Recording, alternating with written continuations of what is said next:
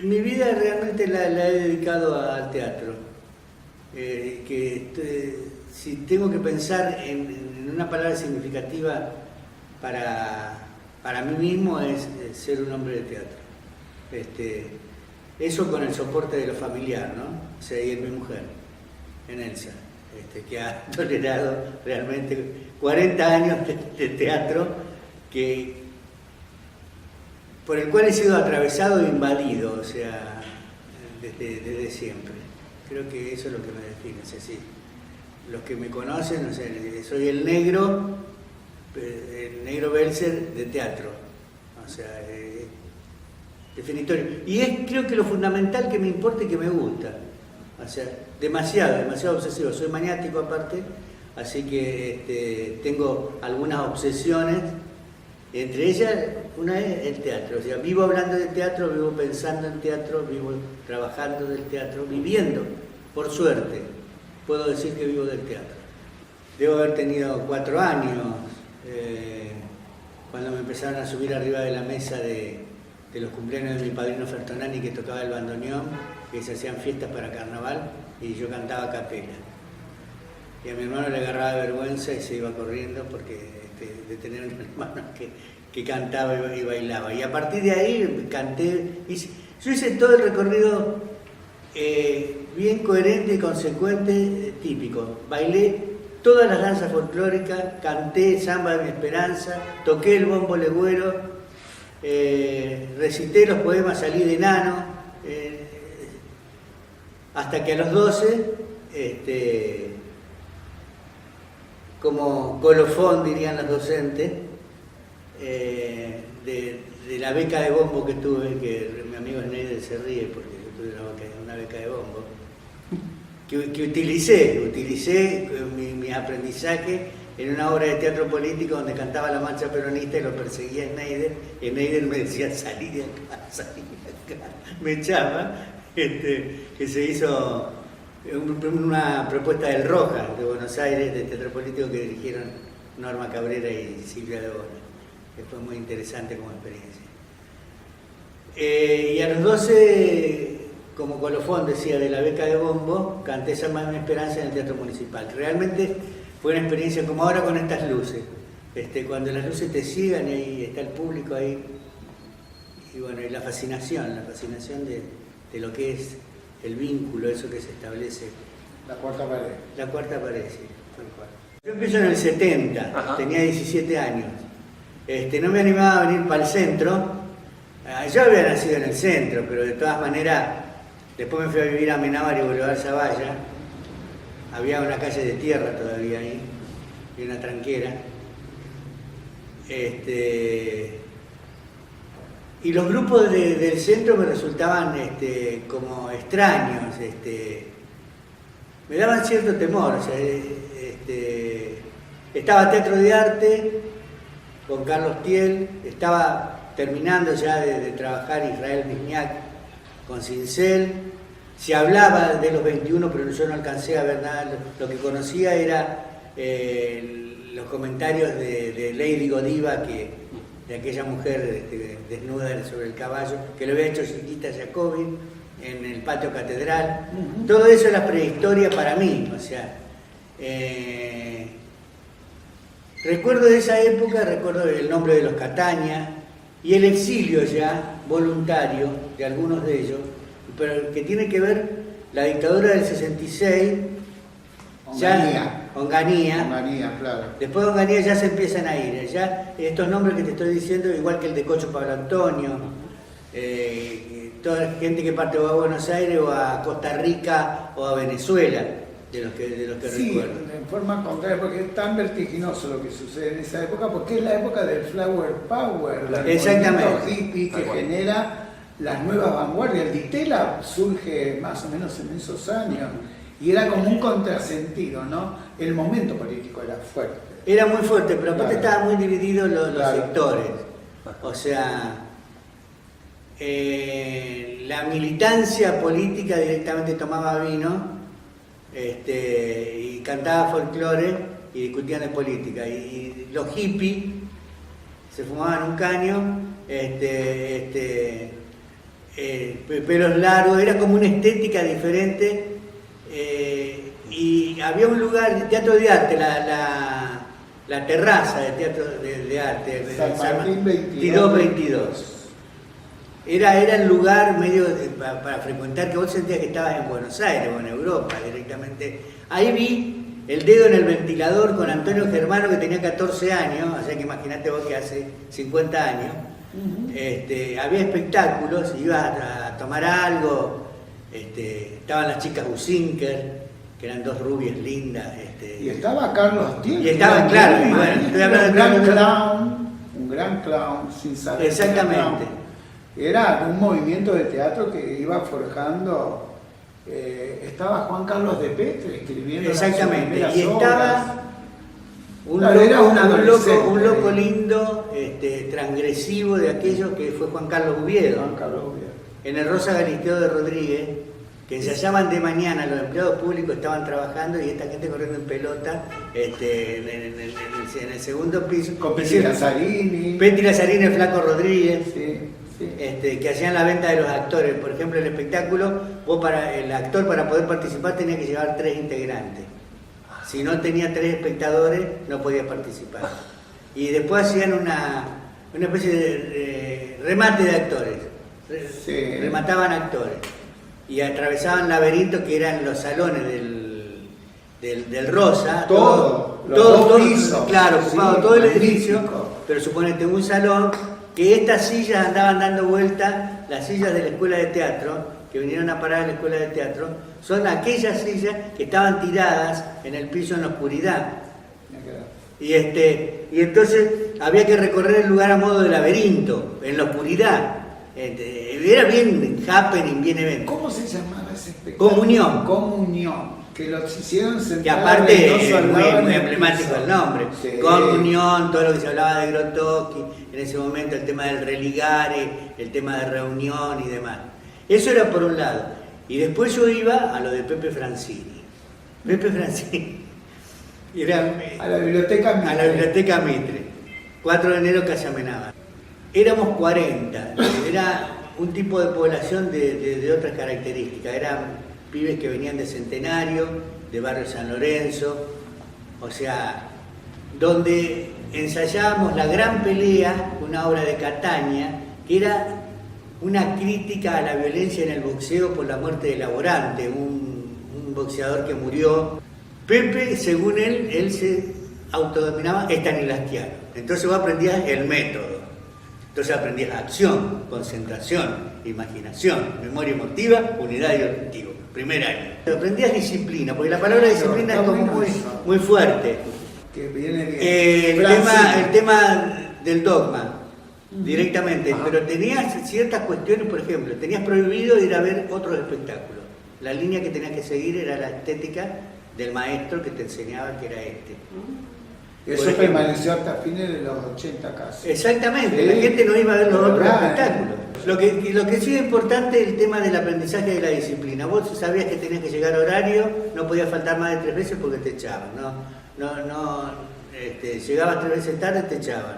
Las tareas estaban totalmente compartidas, vos llegabas y decías, bueno, hoy a vos te toca limpiar el piso, vos tenés que preparar el mate, vos acomodar las luces, en 10 minutos empezamos y cuando se empieza, nadie fuma, se cierra con llave y arrancó la clase. Y todo el mundo en silencio.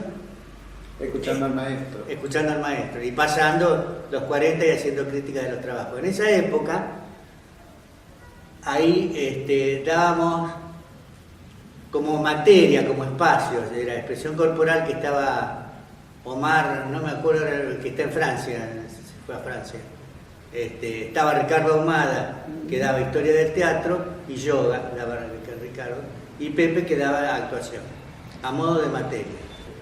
Lo importante de la existencia de estos espacios era que ya, porque lo de los promotores socioculturales en teatro no es un invento mío. O sea, como nosotros armamos el plan de estudio con Marilene Martín, la vicedirectora, o sea, esa es la denominación del título que tiene la tecnicatura. Pero en realidad es un término acuñado finales de los 50, directamente con los animadores culturales, los planes de ayuda social, directamente, y lo artístico como un canal modificador de lo inmediato, a partir de cosas que hacían como experiencia Víctor Laplace o Marilina en los y acá en Santa Fe eran municipales. Exactamente. Eso de ir a los barrios a enseñar teatro. O sea, estaba todavía a caballo el radioteatro, todavía Alfonso Amigo, sí. Bernardo de Agustinza, el León de Francia. Nunca sabrás quién es tu mamá, por ejemplo, que siempre podíamos con mi hermano con eso. Pero se está entrelazando entre el radioteatro, que no muere, sino que directamente pasa la vigencia a estos lugares, a estos espacios convocantes de organizaciones intermedias, vecinales, parroquias, tal cual, clubes. Donde los filodramáticos habían hecho cuna en un primer por los 50 y acá. Y tiene la continuidad de los 60. Todo eso después da origen, viene el Independiente. Y tal como Roberto dice, el Ditela era por otro lado, en el 68 estoy hablando así. 68, sí. Y el rock. Exactamente. El rock. Con Luisina Brando trabajaba, por ejemplo. Sí, señor. En ese momento Europa miraba a Argentina. O sea, directamente lo que se hacía acá, o sea, no era la mirada puesta afuera, sino que, bueno, y de ahí lo que son las vueltas de la vida, para bien a veces son las gratificaciones, porque uno de los fundamentales de Ditela era Roberto Villanueva. Sí, señor, un gran director de teatro. Que después, cuando a mí me montaron claro. El secreto de la luna en el Cervantes, la dirigió Roberto Villanueva. Estaban como muy polarizados los grupos de ruptura, donde el trabajo del cuerpo, si vos querés, el Living Theater, o sea, que había una película, bueno, Robopat creo que se llamaba, que eran diferentes cortos, mostraba todo el trabajo corporal que se venía de toda la tendencia más racional y supuestamente del método, que el método Caraxo. Acá estamos hablando de los 70. 70 inicio. Ajá. Inicio. Sí. Pero gracias al paso por la biblioteca Mitre, ahí conozco a Ahumada que fue profesor de ambos, de Roberto y director, que me invita, pueden reírse, para hacer una obra para niños. Yo haciendo obra para niños, bueno, por los niños. La Casa del Maestro. La Casa del Maestro, una versión del Principito. No hacía el Principito, ni el Baobab tampoco. Pero ahora podría. Ahora podría ser el Baobab. No. Estaba con Clementín. Estaba Alberto Clementín. Que fue compañero mío en Humboldt, después te cuento. Pero seguí que vive. Y estaba Gladys Balinti, que todavía venía de los 21, una gran actriz. trágica. María Angélica Mayo, estaba Sí. Mónica Moreno en música, bueno, el Chancleta García, bueno, y lo hicimos en la Casa del Maestro. Bueno, fue una experiencia que, bueno, tuvo sus características muy particulares de la mano de Ricardo, que era una gran cabeza, una gran sensibilidad, pero era como para otra cosa. Y la otra cosa vino después, por suerte, con Feray. Eso es un quiebre, Feray, ¿no? Sí. Lo pregunto directamente, es como un quiebre.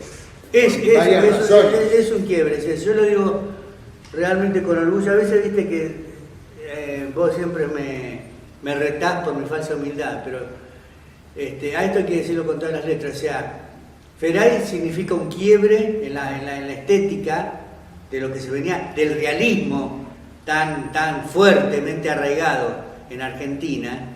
O sea, pasar a un trabajo donde directamente estaba basado en una tragedia griega, Alcestes, de Eurípides, y en una leyenda sajona.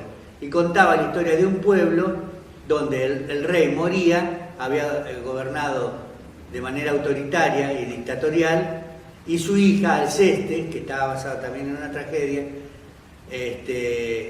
tenía que elegir quién iba a ocupar el lugar de su padre. Entonces se proponía a los hombres la lucha, los hombres luchaban, pero el que triunfaba proponía una democracia, proponía la discusión y proponía directamente un gobierno de todos. Emparentado con Fuente Ovejuna, señor. Exacto, pero aparte, como se dice siempre, el texto es contexto, el teatro es histórico siempre. En ese sentido, se estaba muriendo Perón. Entonces, las analogías Sí. eran como obvias, los que nos acusaban de peronistas o de antiperonistas, por el montaje. Y yo tenía una escena que debo haber tenido, qué sé yo, 4 parlamentos, y habíamos trabajado 2 años con un rigor y una disciplina increíble, de largas jornadas de fines de semana, donde como previo habíamos hecho una versión de Romeo y Julieta. Eso siempre, ahí estábamos con Cristina Pagnanelli y Antonio Germano, de los que seguimos. Bueno, Antonio está en Buenos Aires y Cristina y yo. Y era sin texto, era seguir el argumento. Teníamos asignados los personajes, pero de base el único soporte que teníamos era la misaluga. Así que con música africana teníamos tribal, que hacer, casi. claro, y tribal hacíamos la representación de Romeo y Julieta. Era muy loco, o sea, era realmente de mucha ruptura en el momento, donde veníamos, sin desmerecerlo, pero Cosa, Gorostiza, los autores, Alat, si querés, son los que circulan en ese tiempo al lado de esto. Eso fue muy fuerte, fue muy importante en mi vida, hablando de la cuestión teatral. ¿Y esas eran búsquedas del director? Esa era una propuesta del director. Ajá. Que era el único que ellos eran muy jóvenes. Yo tenía 20 años. Claro. Ricardo era profesor de alemán y era profesor de la actual Facultad de Humanidades, y en mi caso es quien me impulsa. Yo en esa época era muy vaguito, iba al Colegio Nocturno Nacional, que no terminaba el secundario, y gracias al estímulo del viejo empiezo a estudiar letras. Y a una novia que tenía que era naranjita. Sí, mira por dónde pasó. Y ahí me conoció a mí también. Y ahí lo conocí a Schneider. Que iba un año atrás de él. Exacto. Y a mi actual esposa. El peor año para ingresar a la facultad. Claro, él en el 75. Y vos en el 76. Y yo en el 76. Cuando los peores años. Claro, cuando las canas de las 3A estaban de guardapolvo celeste y te pedían documentos, se había cerrado el comedor universitario, no había bares en los... Nos palpaban de armas. Claro, y no había, habían echado un montón de gente, había desaparecido otro montón. Mucha gente amiga había desaparecido. Mi profesor de filosofía, nuestra profesora de literatura que se fue a seguir a España, y otros tantos más. En el 76, después de Feray, nosotros empezamos a ensayar. Roberto, ¿vos te acordás de Juana de Arco? Del guión de Dreyer, de 1929, habíamos empezado a trabajar con Ricardo, con Ahumada. Y en ese momento había una pareja que trabajaba, una chica y un chico que trabajaban en el proyecto, que los meten en cana. Entonces agarra mucho miedo y la propuesta se baja, se deja momentáneamente. Las chicas, María Angélica y Edith, se van a España. O sea, gente que se exilia, gente que la meten en cana, gente que se borra, y eso queda como punto muerto, quedó ahí, quedó como un recuerdo de alguna vez plantearlo, porque aparte la perspectiva que era de Juana de Arco evidentemente era totalmente transgresiva, ¿no? En esa época, después viene Roberto Vega a dar un curso de técnica de teatro popular a la Sala Marechal en el 77. Teatro por la educación. Y daba también el teatro. Sí, para ser más específico era por el teatro por la educación.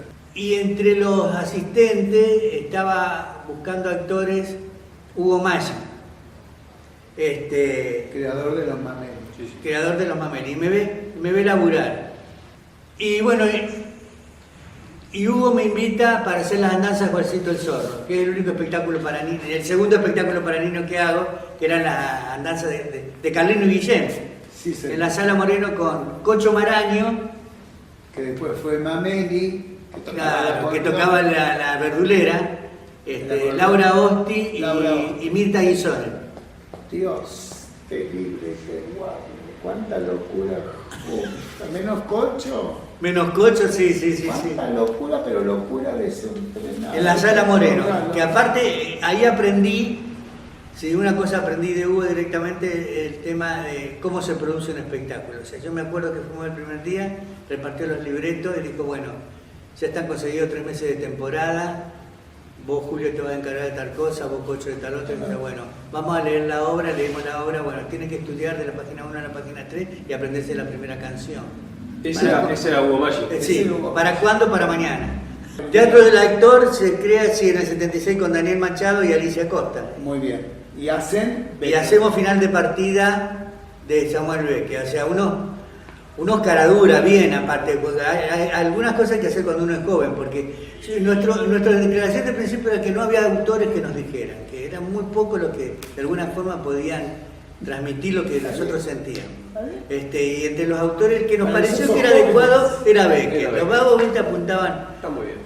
Pero fue una apuesta muy linda. Esa, muy buena. Bueno, eso es Teatro del Actor. Eso es Teatro del Actor en la Sala Marechal en el año 78, con escenografía de Petinari. Sí, señor. Tachos de basura, me acuerdo. Tachos de basura. Sí. En Altamar se gesta, por eso viene de lo de final de partida, termina final de partida, se llama un grupo muy grande, muy grande, entre los que estaba María Rosa Pfeiffer, por ejemplo, para que recién empezaba.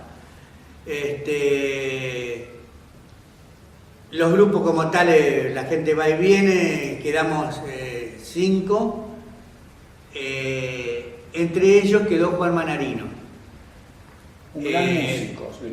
Para mí, después de Ahumada, ya alguien tengo que mencionar en proceso, o sea, bueno, junto con Hugo y todo demás, para no ser mezquino, pero tampoco por ahí uno se puede acordar de todos los nombres, ¿no? Pero quiero decir, Juancito Manarino es altamente significativo para mí, por el aprendizaje que algo que Roberto siempre lo menciona, que es la importancia de la sonoridad en el teatro. La sonoridad, no en la técnica vocal, no en la banda incidental, sino lo que es todo el mundo sonoro que hace como lenguaje, ¿no? Es cuando se empieza a dar más pelota directamente, bueno, el lenguaje de lo visual, el lenguaje de lo sonoro, y hacemos experiencias locas de tirarnos, qué sé yo, a las 4 de la mañana debajo del piano de Juan a sacar sonido a las cuerdas, y eso se grababa, después se misturaba, se pasaba en ensayo, se incorporaban voces, y después desde ahí se construyó la banda sonora. Que era maravillosa. No era tocada en vivo, pero es la primera vez que se escribe una banda sonora para determinada obra de teatro. Exactamente. ¿Ok? Donde después confluyen los otros aspectos. Teniendo en cuenta el principal, que es el aspecto actoral, era un texto de Sławomir Mrożek, un autor polaco. No era un gran texto, pero adquiere a partir de la inclusión de estos datos era un texto una nueva manera de ver el teatro. Es lo que uno siempre piensa. A veces un texto malo te da más posibilidad de un texto regular que un gran texto que es mucho más pesado. Este no era un gran texto, es cierto. Lo fundamental que tenía era que planteaba una situación justo con ya a los 80 empieza a haber un poco más de aire en Argentina, un poquito de respiro. De respiro. Y entonces se puede comenzar elípticamente a decir otras cosas, porque Marechal en esa época te pedían el informe del CIDE, tenés que presentar libreto y todo lo demás. Y si aparecía, me acuerdo de Beckett, por ejemplo, una frase como Dios no existe, obviamente la habíamos borrado del texto, después lo decíamos, pero a mí me retaron una vez porque salí en media, de la Sala Marechal en el 78. Era realmente bravo, pero lo fundamental era el plano de la sonoridad, tal como dice Schneider, era fundamental la disponibilidad escénica directamente, era la balsa en el centro de la Sala Marechal, todo en hemiciclo, los espectadores, todo bordeado en azul, y atrás se armaba el mar con una gran bolsa, una tela así, que eran 2 cabecitas de Marta Vallejo y Mónica Laurencena, que armaban la ola. Estaban César Costanzo y Rubén Clavenzani, y alguien más. Y Juancito Bananino. Esa época yo la recuerdo mucho porque era cuando se empezaban a hacer los encuentros de la coordinadora. La coordinadora de teatro, sí, que se arma en los 80 para resistir a la dictadura. Exactamente, ahí estaban todos. Bueno, no se pusieron más a olvidar de algunos. Jorge Ricci, Jorge Conti, Maggi, todos. Francini, Neira. Sí, Marina, Carlos Falco. Sí. Hermano, bueno. En esa época, por ejemplo, tenemos la oportunidad, gracias a esos encuentros, cuando se empieza a dar ida y vuelta con otros lugares, que tanto se insiste, que hay que hacer, tenemos la oportunidad de hacer función simultánea. Nosotros estábamos haciendo en Alta Mar y Norberto Campos había venido con la versión de la Bernarda Alba. Hugo Salguero, en realidad. Hugo Salguero la dirigía, de Rosario, que es la primera vez que yo veía, al menos yo, encarar a la Bernarda por un varón. Por un varón. Que te medía 2 metros con una media negra, una especie de sotana negra y botas. Y la poncia lo hacía Norberto. Sí, señor. Eso ocurre en el 80. En el 80 empieza a haber una ebullición, o sea, y en Alta Mar el mar trae, se arma como una movida así de renovación. De renovación. ¿Sería la palabra? Es la palabra, sí. Empieza a haber otra gente. El teatro político empieza a crecer también, ¿no? La gana de decir tantas cosas después de tanto tiempo de estar callado provoca estéticas nuevas también, ¿no? Y entonces a partir de ahí, directamente en el 82, nosotros ponemos una librería con el Cita, con mi mujer, que se llamaba Pleamar, por Pleamar de Águila del Flaco Spinetta, en calle Lisandro de la Torre, entre San Martín y 25. En el 82 nace Teatro Taller. El 2 de abril. ¿Con qué espectáculo? El Comedor de Pecado. ¿Qué diferencia, si es que existen, ves, en el modo de hacer teatro hoy al teatro que se hacía cuando empezaba el Teatro Taller hace 35 años? Si es que hay. Si no hay, no importa, seguimos con otra cosa. Si no, hay una básica que no lo digo ni por bueno ni por malo. Es diferente. La noción de grupo y equipo. O sea, la gente actualmente circula con mucho mayor libertad, no es la época de aquella de la prohibición de ir a ver las obras. Claro. Pero por otro lado, el carácter de pertenencia también es más débil. Entonces, directamente, encontrar gente con la que te entiendas, puedas laburar. Está el dicho, yo no necesito buscar amigos dentro de un grupo para hacer teatro, no necesito quererme, yo sí. Por ejemplo, yo necesito amar a la gente con la que laburo, o sea, respetarla y hacer un proyecto común. O sea, normalmente, ahora estoy viendo la posibilidad de hacer de un texto que escribí, una nueva obra, y a veces uno parece cerrado, pero no es de cerrazón, es porque es el recorrido, es estar atravesado históricamente por las mismas coordenadas, tiene que ver con los sobreentendidos son equívocos. No hay que pensar en piensa no, hay que empezar cada vez de nuevo, pero la cuestión de que cuando vos convocás gente, la gente sabe por qué lado es tu camino, entonces eso facilita el trabajo. Se puede decir, vos lo dijiste hace un rato. En general ocurre una fantasía. Yo ahora, claro, cuando convoco a alguien le digo, mirá, no tenés que salir en pelota ni vas a sufrir demasiado, porque en general lo que circula es que si vas con convencerte, ¿ya te hizo quedar en bola? Realmente veníamos tan solo laburando. Cuando yo te hablo de final de partida, nosotros trabajamos 2 años en la casa de mi vieja, en una pieza adelante, 3 personas, una cosa solitaria. O sea que uno tenía necesidad de contacto, de gente. Pensá que directamente, que después volvimos a vivir la situación en el momento del asalto del supermercado, en la época de Alfonsín, cuando estábamos haciendo Ay, que trabajábamos de tarde, éramos 25 personas. Trabajábamos de tarde en Teatro Taller directamente y hacíamos enlaces casi psicodramáticos donde, bueno, hoy en el Río Seco, que se llamaba el pueblo, imaginario, la gente sale a comprar cosas al supermercado. Entonces, todas las tardes jugábamos a eso de la vida cotidiana del pueblo, como para exorcizar. O sea, el teatro también tiene que ver con eso, ¿no? ¿Qué tipo de espacio es? Y tiene que ver con... ¿Dónde estábamos en la pregunta? Porque me parece... No, el contexto en donde nace Teatro Taller. Claro, ¿Y nace por qué? ahí. Y nace ahí, por la necesidad De juntarse. De juntarse. Tal cual. De juntarse con un objetivo común, ¿no?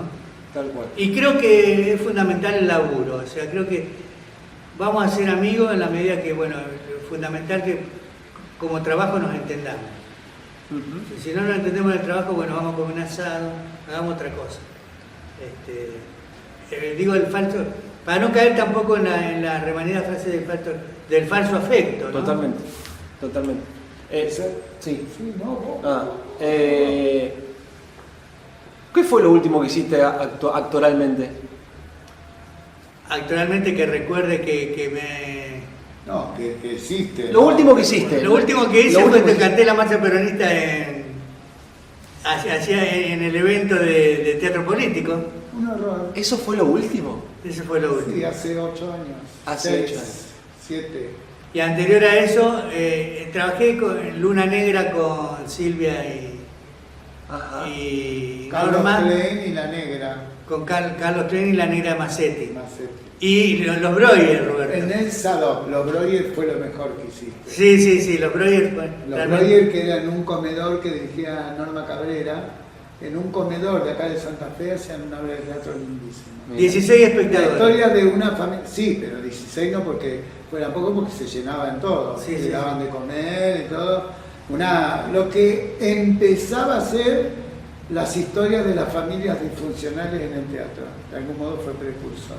Contarle Después- quiénes estaban aparte. No, imposible, tanta gente que vos tenés memoria. Rubén vos von tenés- der Tusen, estaba Diego Rinaldi, Juan Francisco Bresán, Daniel Arnaud, Cecilia Macedo, Arnaudo, Marcelo Sousa. Que para descansar. Y era el cumpleaños de un hermano, y estaba todo cronometrado y todo ocurría en 70 minutos en el bar, maravilloso. Se como llamaba experiencia. 70 Muy minutos en la divertido, familia muy divertido. ¿En qué año eso? Y hace... ¿Cuántos años hace? No sé. La verdad Ah, que no hace sé. mucho. No, eso no hace poco. mucho.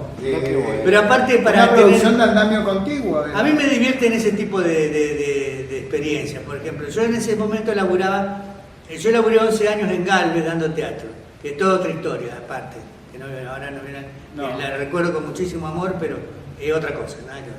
Bueno, y tomaba el bondi, el Espiga de Oro a las 8 de la noche y llegaba acá a las 10 de la noche.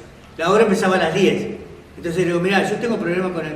No importa, directamente vos llegás, entrás, como que llegás tarde, ¿entendés?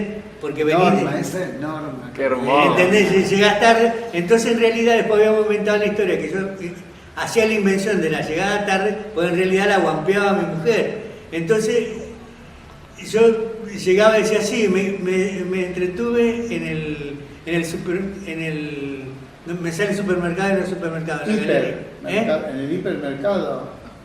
No sé. En la galería, como es del abasto. En el shopping. En el shopping, exacto. Me quedé en el shopping demasiado. Viven 6 familias. ¿Entendés? En realidad para recordar ese personaje. El del bombo no es para recordar porque no hacía personaje, era él. Si él que sabía que fue me maravilloso. molestaba, Yo te a cuento, mí me molestaba no me el importa. bombo, me persiguió No, toda la noche. no me para importa. tocar el bombo. Eso no es actoral. Pará, te cuento, no me importa si queda registrado o no, pero fue maravilloso por lo siguiente, la propuesta era muy seria. O sea, en el centro... Sí, vos no. En el centro estaba una computadora y estaba el nombre de los 30.000 desaparecidos. Entonces, todos los que interveníamos en algún momento nos sentábamos en la máquina y leíamos la lista. Eso salía por altoparlante. Había stand armado donde, por ejemplo, estaba la familia, la Argentina benefactora de los 50, que estaba Marina Vázquez de Petrona de Gandulfo, Santiago López hacía Evita que Evita se divina. resucitaba y se sentaba, bueno. Después las máquinas de coser con las minas, y después fotos del Che Guevara. El Luquita Russiti había hecho un stand con la época de Menem, con luces de colores y muchos artefactos. Bueno, y yo me había comprado una palangana, que de ahí viene, no me preguntó de la palangana. No, jamás. Una palangana, un pantalón ombú ahí en calle, enfrente de la plaza de La tienda La Paloma. Ultramar. La tienda Ultramar. Camisita blanca, un cosito y alpargata. Y me fui así, no invité a nadie, mi mujer no fue nadie. Tu mujer va a ir a ver eso. Y por gorila como vos. Inteligente. Por gorila. No. Claro, le salían los pelos directamente. Yo me fui el domingo a las 8 de la mañana con el El bolsito. el bombo. bolsillo. Y el bombo. El bombo me lo consiguió Cecilia Macete, que es compañera. Bueno, llego allá y estaban las madres de Plaza de Mayo, boludo, estaban todos. Y yo metía las patas en el agua, como remedando el tema de la fuente, con el bombo al lado y no, muchachos, y la gente entraba, miraba y veía. Y esta mujer. Instalación Era una instalación, era No. esta mujer tan famosa de las madres de acá de Santa Fe. Qué La cacó. queca coma. La queca entra. Y entra la queca y mira y dice, pero acá está lleno de peronistas. Y entonces, después en un momento cuando lo veo entrar en Schneider, digo que es gorila como un poco, porque los pelos rubios le tiñen los pelos negros de gorila. Lo iba y lo perseguía y le decía, no, mucho me decía, salí de acá negro, andate de acá. Porque no estaban. Cuando vos me entendés, salí de acá, digo que te voy a cagar a trompada. No, fue maravilloso, no. Me divertí y duró de las 9 de la mañana hasta las 9 de la noche. Sí. Una jornada completa donde se terminó comiendo todo con toda la gente, un evento. Fue bien... No, Bien peronista. Bien fue. peronista. Sí, señor. había torta, Peronista. había sidra después. Que eso es lo que más te gusta, el alcohol en el mundo del teatro. No lo digas. Che, No lo te digo. voy a hacer por mí la última, y que probablemente te cueste bastante, porque tenés mucho recorrido así. Elegí un personaje escrito o actuado con el que te quieras quedar. Uno solo. ¿Escrito por vos o actuado por vos? Es que puede ser también. O actuado. O Exacto. sea, puede ser un personaje femenino también o no. También. Un personaje, Sí, claro. un personaje No, femenino escrito no lo por vos. actuó, pero sí escrito. Más allá de lo que digan los psicoanalistas, y me sigo quedando con la Rosa. Por eso aclaré lo del personaje femenino. Viste que algo conozco del paño. Sabés que la Rosa era mi vieja. No, contá quién era la Rosa.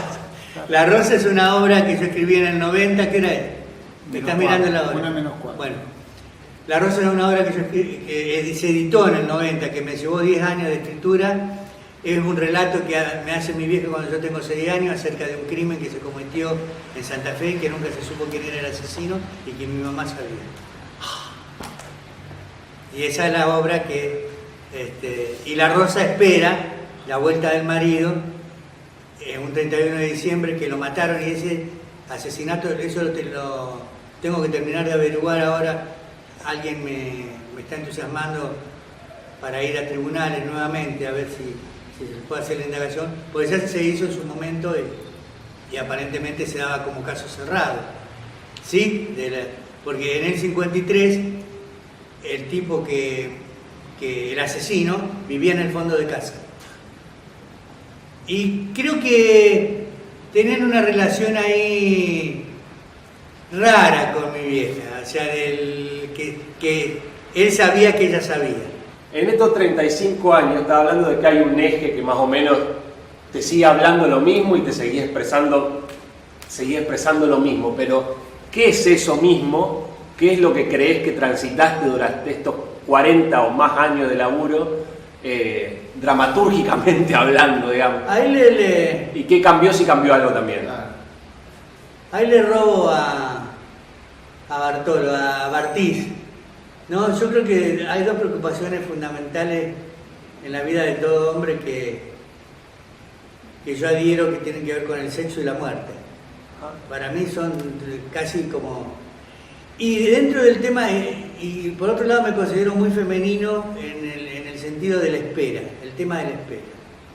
mis mujeres de las obras, La Rosa Espera, estaba esperando que llegara la lluvia, esperan.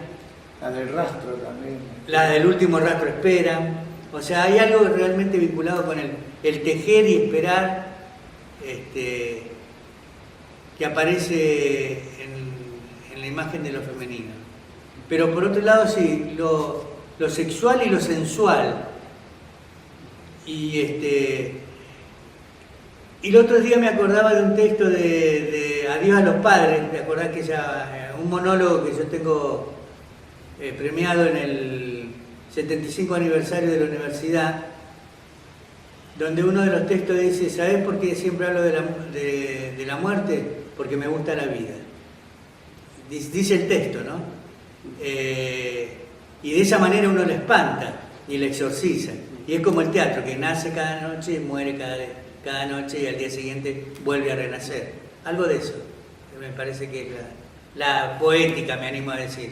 Me hubiera gustado actuar más, pero viste que en esta actividad uno es por accidente, a veces, empezás a escribir o nunca pensé, no soy de los que estudiamos letras, Roberto tampoco creo. Había gente que iba a estudiar letras para aprender a escribir, creía que era un taller literario, y la carrera de letras es otra cosa. O sea, pero sí realmente te aporta un grado de información y de formación que es muy válido. Actualmente estoy muy muy contento con el tema de cómo tengo encarado el tema de la escritura, la modalidad que tengo con los seminarios de trabajar con monólogos, lo que hice con Basó, Subsuelo, o el caso del Cardenal con Camilo Céspedes y Borgonovo. Montajes directamente con una persona, con dos, con una relación. Pastores, con Leo La Sala. Sí. Eso, por ejemplo, me gusta mucho, era algo que tenía como pendiente de investigar. Lo vengo haciendo hace 2 años y me conforma realmente mucho. En el plano de la actuación, creo que en algún momento el nivel de exposición ya era demasiado fuerte. Aparte de problemas de salud, etcétera, etcétera, creo que tenía satisfecho mi parte vinculada con lo actoral, pero viste que siempre queda como dando vuelta pero el director lo pone en juego de otra manera, sí, claro. Transfiere, también aparte, bueno, yo soy de los locos, como vos estás acostumbrado a eso, Javier, por los directores que he tenido, a intervenir, o sea, la intervención permanente sobre la escena y el trabajo con el otro, que de alguna forma es un gran placer. Y en cuanto a... yo a veces veo el tema de la gente que viaja mucho, hace muchas giras, todo ese tema. A mí eso no es algo que me movilice mayormente, directamente me interesa hacerlo. Eso sí es lo que quizás me hubiera gustado, es poder conservar la casa de Calle Urquiza. Yo paso por la casa de Calle Urquiza de Catamarca, donde teníamos el taller desde el 80 Era Juana la Loca, entre otros. Sí, ahí los fantasmas se matan a puñetes. Había una pinturería, estuvo el Modín. Sí. El Modín, algo rico. Claro, peor, cada vez peor. Eso estuvo del 88 al 92. En ese momento no había subsidio, y bancábamos nosotros, como siempre, viste, en el teatro, poniendo. No tuvimos la suerte de que históricamente coincidiera como para poder sostener el lugar. Eso sí me hubiera gustado. De alguna manera cumplo con mi sueño, porque en mis 2 últimas casas, en una viví 25 años y en la otra me cambié ahora hace poco, tengo mi espacio, tengo mi lugar, el lugar soñado donde yo entro, prendo las luces y estoy en el teatro. El dramaturgo, cuando escribe, y después incluso, en tu caso se da eso, de dirigir un determinado espectáculo que tiene el favor de la crítica por un lado y del público por otro, el dramaturgo también viaja cuando escribe, porque no, lo digo en serio. Me parece que incluso no es consciente de a dónde después, y en tu caso se puede decir, porque un texto tuyo se estrenó en Venezuela, por ejemplo. No muchos dramaturgos santafesinos, salvo el caso de Jorge Ricci, por ahí, hablo de los santafesinos. Es cierto lo que decís. Claro. Sí, es un modo de viajar. También, por eso también digo que viajar. aparece, lo pregunto o lo digo, porque aparece el contrasentido o la chispa entre esta idea de que escribo la obra y ya está, no, está largada al mundo, y si la toman en Perú la van a hacer también, porque hoy las redes sociales y la computación permite eso. Entonces después no es que no me guste, no fue la palabra que usaste, no es tan necesario para mí respecto de los que viajan. Pero el viaje, el itinerario que emprende una obra, un texto escrito, también tiene esa aventura de decir, bueno, ¿qué mirada tendrán de lo que yo escribí? ¿Cómo la va a encarar otro director con otro actor? No, eso fue la experiencia que tuve realmente en Caracas, fue maravillosa. Vos no te olvides que Aníbal Grum, el que la dirigió, era miembro de Rajatabla. O sea, que dirigía Carlos Jiménez. Exactamente. Y algo que también en algún momento me dijo Rubén Schumacher, el tema de las didascalias, del secreto de la luna, son de una belleza poética tan importante, están como escondidas, o sea, porque el que ve la representación, por ahí no ha leído el texto, no tiene esas imágenes.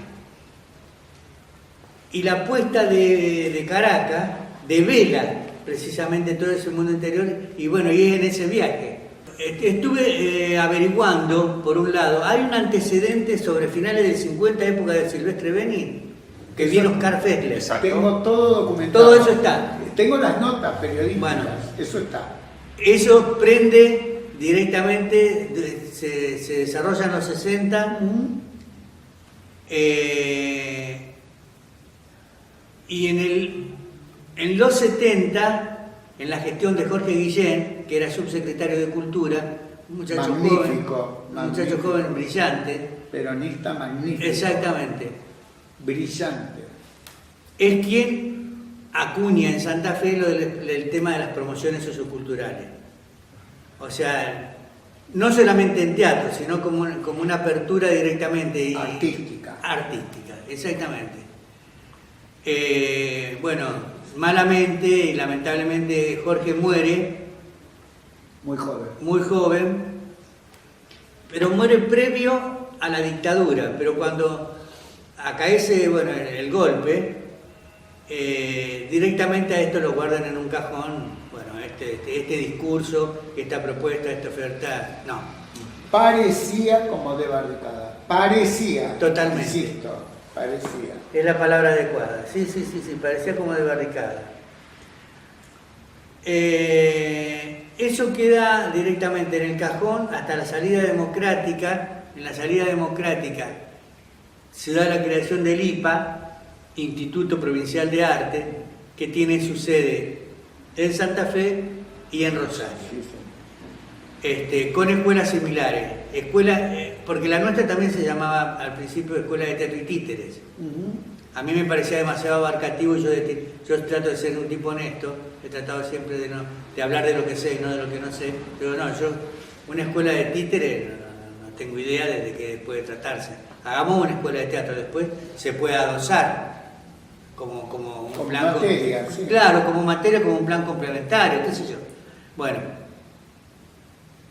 dado el quehacer intenso de los 80, justamente, yo estoy laburando en esa época en el Instituto Superior de Magisterio en perfeccionamiento docente, o sea, enseñando teatro para los docentes desde el nivel inicial hasta superior en el campo de la literatura y el teatro.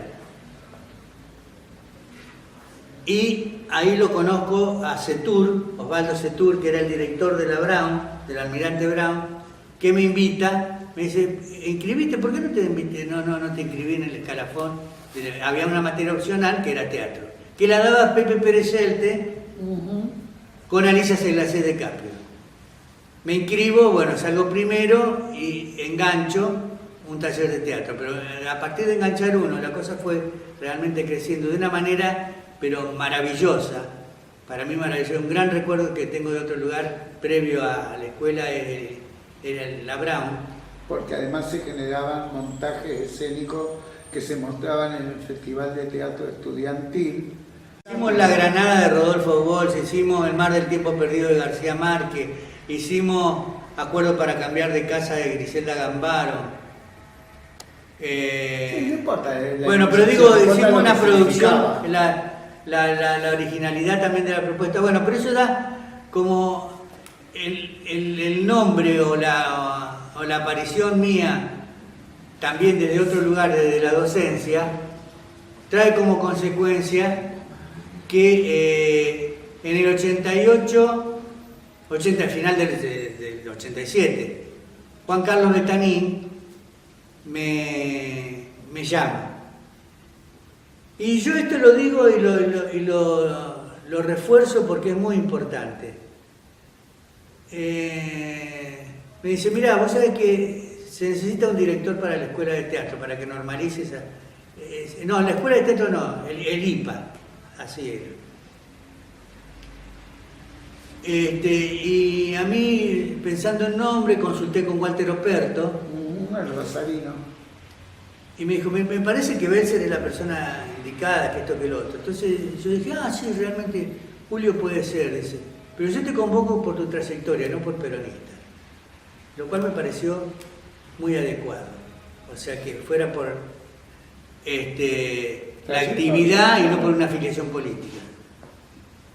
Que me demandó, con ciertos sectores de los compañeros mismos, bueno, alguna anécdota que no vienen al caso, que heavy. El que había hecho una gestión de organización inicial y eso fue Sen, el flaco Sen, que era profesor de educación física y estaba en la dirección de... Después tuvo Chiri Rodríguez Aragón, que en paz descanse, que fue regente, que era un tipo serio, realmente bueno. Y había profesores, algunos como Jorge Conti, recordables. Estaba Fernando Silvar y Hugo Anderson. Que siguieron hasta su muerte, sí. Exactamente. Pero el resto directamente no había planilla de horario y no había ningún cronograma, no había plan de estudio. No había organicidad, no había nada. No había nada, directamente, y no se había recibido nadie. O sea, del 84 al 88, directamente era dado a modo de talleres, pero a la San Fanzón, como... Bueno, la cuestión es que directamente tuvimos que armar el plan de estudio completo. Nos llevó 2 años su aprobación gracias a la gestión de Julio de San, que lo quiero nombrar. Sí. O sea, él es quien incorpora filosofía de la cultura y me sugiere vos por qué no hagas dirección de puesta. Hasta ese momento no había contemplado dirección de puesta, se incrementa un poquito más el paquete de horas y recién ahí sale la aprobación del título y el reconocimiento como título habilitante para la docencia. Ajá. Eso es el 90. Viene Raulito Crey, Marina, el Cita Guío, Susana Caligari en técnica vocal, Fernando Silvar, Hugo Anderson en expresión, Carlos Klein, María Chim. Gracias a las gestiones de otros 5 años aproximadamente, recién se titulariza, o sea, titulariza la provincia. Ajá. O sea que una vez que, porque esto es algo que hay que explicar y que es muy importante, o sea, recién cuando vos normalizás la planta docente, podés elegir, el director puede titularizar, en tanto es interino. Ajá. O sea, primero te tenés que lograr el puntaje, y en eso laburamos mucho, con el tema de que los que tenían la carrera a medio terminar, o a fecha que le faltaba piano 2. En serio, ese gordo desgraciado, le faltaba una materia, entonces rendí, porque eso aumentaba el puntaje para la institución, el tema de los títulos.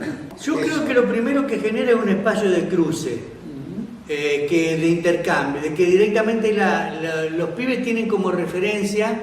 Ahora estoy trabajando con gente joven siempre, bueno, estoy en contacto, y genera, el otro día fui a ver un trabajo que me habían invitado, que me gustó, realmente me divertí, realmente mucho, no viene al caso ahora cuál es, pero que se vayan armando proyectos que van saliendo de a poco, eso por un lado, que en ese cruce entre ellos. O sea, vos pensás que cuando nosotros empezamos en el 88, los egresados fueron 7, entre los que estaba el Negro Abate, claro, que por eso el Negro Abate, por suerte en este país alguna vez las cosas se pueden blanquear, o sea, yo entré como director normalizador, hicimos toda la gestión, y después de 25 años entró el director por escalafón como corresponde. O sea, esos son los tiempos que por ahí demanda las gestiones administrativas y burocráticas. Un viejo mito, y algunos directores en mi tiempo, cuando yo tenía los 17, lo decían, no, mejor que no sea inteligente, mejor que no lea. O sea, el actor intuitivo funciona mejor porque no racionaliza. ¿Entendés? Es como la vieja que el arte, eso de Ahumada, como que tengo la musa agarrada de la pata. O sea, que viene la inspiración romántica, ese concepto totalmente de modé, otra palabra vieja si la hay. Vetusto, sí. Vetusto. Claro.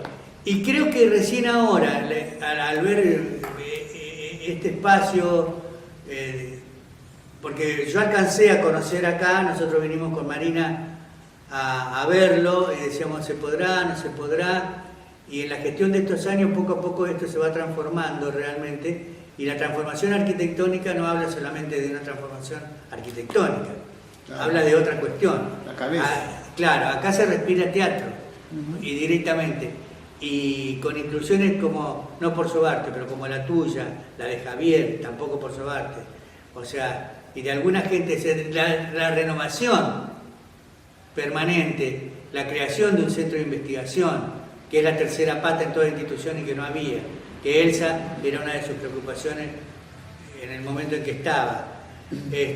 O sea, desde la perspectiva académica, recién es como cuando una vez, decís, tengo casa, comida, laburo, puedo pensar otras cosas. Entonces acá tengo una infraestructura básica, tengo horas, tengo posibilidad de hacer oferta. Entonces, se puede pensar en otro tipo de alternativas.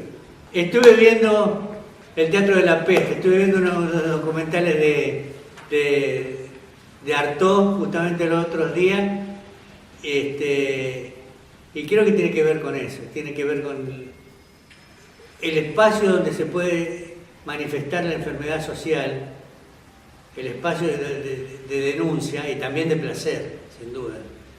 Pero creo que uno de los pocos lugares donde la presencia viva, el cuerpo, en funcionamiento, con otro que mira, es uno de los más adecuados y de los más intensos que queda. El cine es maravilloso, la danza también, hablando de arte del espectáculo, la música en vivo también, pero el teatro tiene una cuestión de cruce, de atravesamiento, donde la literatura, la plástica, la danza, y fundamentalmente esto, no estoy hablando del manifiesto, que no se entienda como el manifiesto social, la bajada de línea, la barricada, sino directamente del lugar donde se expresa esto que estoy diciendo, la peste. Un modo de entender la actividad donde hay que meter las patas en el barro. Si no metes las patas en el barro, no sirve para mí. Me está preguntando a mí, diría un amigo Luciano Leiva, que siempre me dice, cosa es bruto eso de decir para mí. ¿Viste cuando te dicen, yo te digo tal cosa para mí, y no, ¿y quién es el que está hablando? O sea, para mí hay que realmente jugarse, y no hay historia anterior, ni antecedentes, stanislavskianos, no, directamente en el aquí y en el ahora, directamente atravesado por lo político, por lo social como estamos, jugarse. O sea, lo que he sembrado un poco tiene que ver con un modo de entender la cuestión donde mi intención no es el espantaburgués, o sea, no me hago el snob de los snóbiles. Si agrada lo que hago, bienvenido sea. Yo creo que el deseo de uno es llegar a la mayor cantidad, pero lo fundamental es ser honesto con uno mismo. Bueno, esto es lo que yo hago. Yo creo que Si hay algo de lo que no se puede dudar es de mi honestidad en ese plano. Directamente, este soy yo, acá está. ¿Te gusta? Bien, ¿no te gusta? Bueno. Me da tristeza que no te guste, pero bueno. Pero son los que son. Yo consejo no doy, decía el tío Mori. Está muy bien. De nada sirve. Pero no, sí, sugerencia, no, loco, que lean, que estudien. O sea, que pongan el cuerpo. Sé que ahora, por ejemplo, todo actor se preocupa por aprender a cantar, a bailar, para ser más completo, si lo llaman de un casting. Hay como una circulación de ese tipo de cuestiones. Me parece bien, pero al mismo tiempo, lo que estaba diciendo Roberto, el tema de generar una comunidad cultural que dé cuenta de productos que no no se hagan solamente por hacer. O sea, está bueno el tema de decir, bueno, voy a probar, voy a experimentar, pero como hoy reconocía que de la escuela hay un montón de ofertas que aparecen de los alumnos cuando ya están en tercer año, por otro lado, el tema de poder empezar a reflexionar en el ida y vuelta, tener una mirada crítica respecto de lo que se hace. Me parece que eso es lo fundamental. Y fundamental, confiar, como dice Monti en el caso de la escritura, confiar en la propia palabra, confía en tu propia palabra, o diría Cartoon, que me estoy acordando de los maestros cuando te dicen algunas cosas, no te hagas problema que escribís bien, no es el tema es otro, el tema es encontrar la propia poética, encontrar lo que a uno le preocupa. Y cuando más honesto es y confía más en su palabra, es más genuino y el otro lo percibe.